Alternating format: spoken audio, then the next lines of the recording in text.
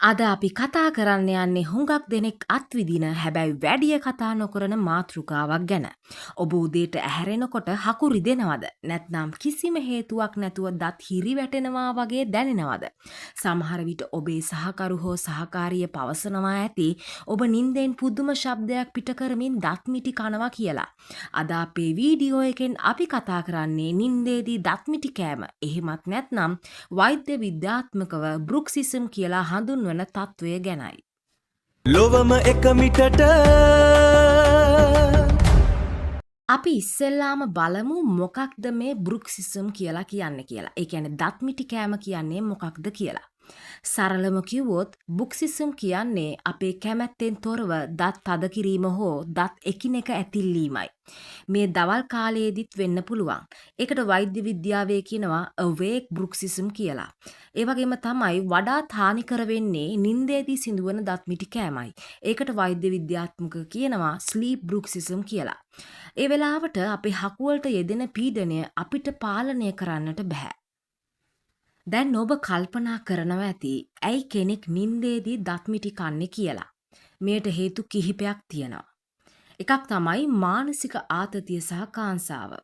අද කාලේ ජීවන රටාවත් එක්ක අපි ඒ දවස පුරාම අත්විඳින පීඩනය, තරහව හෝ කලකිරීම අපේ යටිහිතේ තැම්පත් වෙලා තියෙනවා. එතකොට මනස නින්දේදී මේ විදියට දත් මිටි කෑම තුලින් එය පිට කරනවා.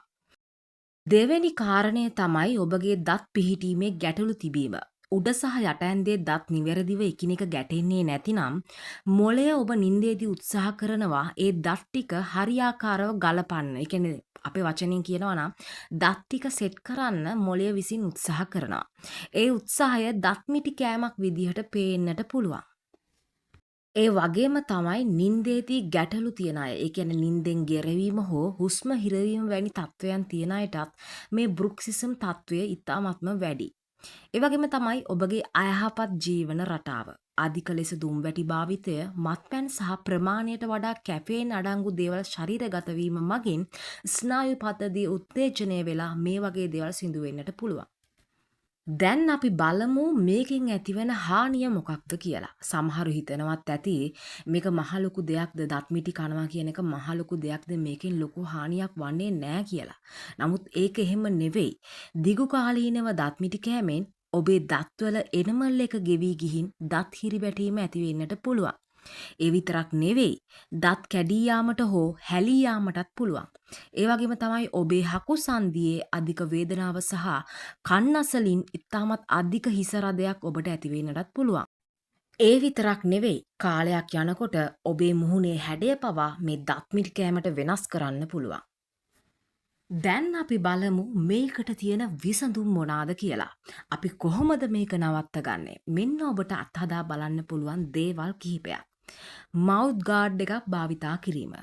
දන්ත වෛද්‍යවරයෙක් ලවා ඔබේ දත්වලට ගැලපෙන මවුත් ගාඩ් එකක් පැළඳීමෙන් ඔබට පුළුවන් දත් එකිනෙක ඇතිල්ලීම වළක්වන්න. ඒ වගේම තමයි නින්දට කලින් පොතක් කියවීම, භාවනා කිරීම හෝ මද උණුසුම් වතුරෙන් ස්නානය කිරීම වගේ දේවල් මගින් ඔබේ ආතතිය නැති කරලා මනස සැහැල්ලු කරගන්නත් පුළුවන්. ඒ වගේම හකු ප්‍රදේශයේ මාංශ පේශී ලිහිල් කරන සරල ව්‍යායාම වෛද්‍ය උපදෙස් මත ඔබට කරන්නත් පුළුවන්. කැෆේන් සීමා කිරීමත් ඉතාමත්ම වැදගත්. විශේෂයෙන් සවස් කාලෙන් පස්සේ කෝපි, තේ වැනි දේවල් පානය කිරීමෙන් වැළකීම ඉතාමත්ම වැදගත්. ඉතින් ඔබත් මේ බෘක්සිසම් තත්ත්වය එහෙම නැත්නම් දත් මිටි කෑමෙන් පීඩා විඳිනවා නම් මුලින්ම ඔබේ දන්ත වෛද්‍යවරයා හමු වෙන්න. ඔබේ නින්ද සුවදායක කරගන්න කුඩා පියවරක් ඔබේ සම්පූර්ණ සෞඛ්‍යම වෙනස් කරන්න පුළුවන්. අද අපේ මේ වීඩියෝ එක වැදගත් කියලා හිතනවා නම් ලයික් කරන්න.